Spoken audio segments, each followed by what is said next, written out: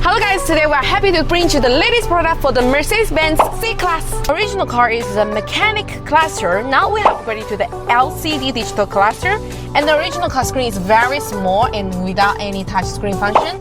Now we upgrade to the bigger touch entry screen. We have removed the original cluster board to our digital cluster, so it is very stable. What's more, we have designed many UIs for the cluster. You can not only choose from the rear control, but also can from the touch screen. There are totally 11 things can be chosen.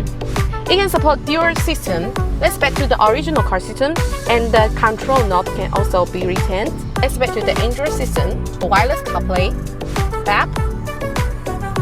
Also support 360 view, left and right, video. So many wallpaper can be chosen.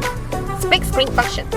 By using the Android 14 version and one of the best chips, Qualcomm Snapdragon chips 685. That's why we can run so many apps smoothly at the same time.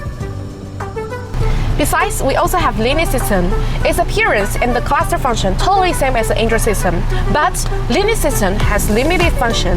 It can only support touchscreen, wireless CarPlay, and dual system function.